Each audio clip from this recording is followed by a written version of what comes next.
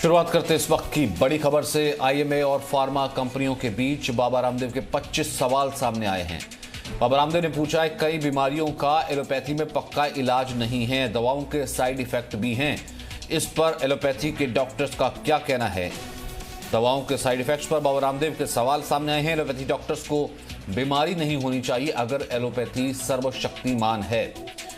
IMA और pharma कंपनियों से बाबा रामदेव ने 25 सवाल पूछे हैं।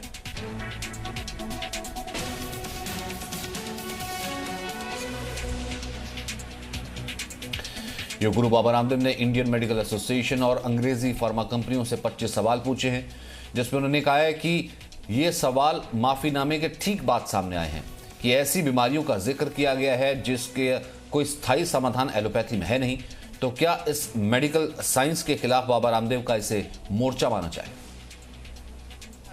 फिजिकल फिटनेस एक्सरसाइज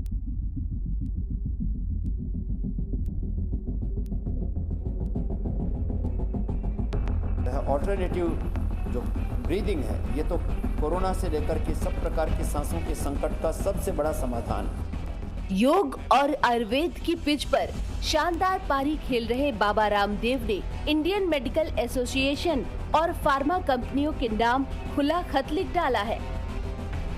इस खत में वो तमाम सवाल मौजूद हैं जिनमें मेडिकल साइंस आज तक जूझ रहा है। बाबा के सवाल अपनी टाइमिंग को लेकर और भी खास हो गए हैं। टाइमिंग इसलिए क्योंकि इस खुले खत से सिर्फ 12 घंटे पहले बाबा को अपने बयान पर खेद जताना पड़ा था। चिट्ठी लिखकर कहना पड़ा कि उनका मकसद किसी को आहत करना नहीं है, वो डॉक्टर्स और हेल्थ वर्कर्स का सम्मान करते हैं। हम आपको बाबा रामदेव के इस विवादित बयान की पूरी खबर दिखाएंगे, लेकिन पहले आप ये जान लीजिए कि बाबा के ताज़ा लेटर बम में है क्या। पतंजलि योग पीठ के लेटर हेड पर जारी बाबा रामदेव ने सबसे बड़ा हमला वैसी बीमारियों को लेकर बोला है जिनका मेडिकल साइंस के पास अभी तक स्थायी समाधान नहीं है और लोगों को इन बीमारियों से ग्रस्त होने पर लगातार दवाई लेनी पड़ती है। बाबा रामदेव ने खास तौर पर हाइपरटेंशन, डायबिटीज, थायराइड, अर्थराइटिस और पार्किंसन, माइग्रेन और अनिद्रा जैसी बीमारी का नाम लिया है। रामदेव ने पत्र में साफ तौर पर लिखा है कि एलोपैथी इतना ही विकसित है तो इन बीमारियों का इलाज क्यों नहीं खोज पाया। बाबा रामदेव के लेटर बम के निशाने पर अंग्रेजी दवाओं से आने वाले साइड इफेक्ट्स भी हैं। बाबा रामदेव ने पूछा है कि दवा लेने से कुछ परेशानियां कुछ घंटों के लिए कम होती हैं, लेकिन इनके साइड इफेक्ट का क्या उपाय है? अंग्रेजी दवाएं 200 साल से ज्यादा वक्त से इस्तेमाल हो रही हैं। अब तो स्थायी समाधान मिले। इसके बाद बाबा रामदेव ने एलोपैथी पर कुछ और अहम सवाल खड़े किए हैं। बाबा रामदेव पूछते हैं कि एलोपैथी सर्वशक्तिमान और सर्वगुण संपन्न है, तो फिर एलोपैथी के डॉक्टर तो बीमार होने ही नहीं चाहिए।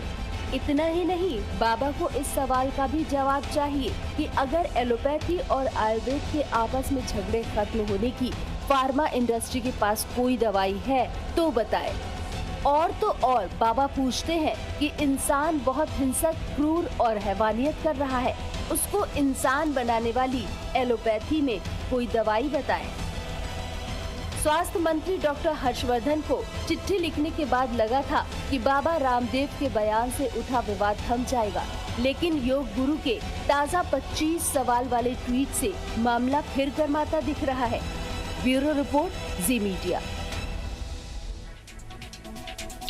बाबा रामदेव ने आईएमए और फार्मा कंपनियों के खिलाफ खत लिखकर अपने 25 सवालों की एक लिस्ट जारी करके लड़ाई को जारी रखने की शुरुआत कर दी है। एलोपैथी और आयुर्वेद के बीच घमासान की एक नया अध्याय है। बाबा रामदेव का वो कौन सा बयान था जिसको लेकर के जंग शुरू हुई है, इस रिपोर्ट में देखते हैं।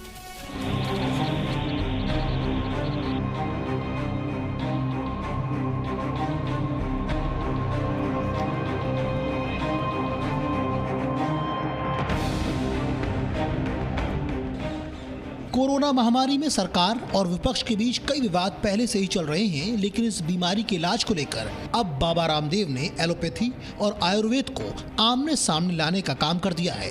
योग गुरु बाबा रामदेव ने अपने 25 सवालों की एक लंबी लिस्ट एलोपैथी को सौंप दी है। लेकिन ये पूरा विवाद कुछ दिन पुराना है।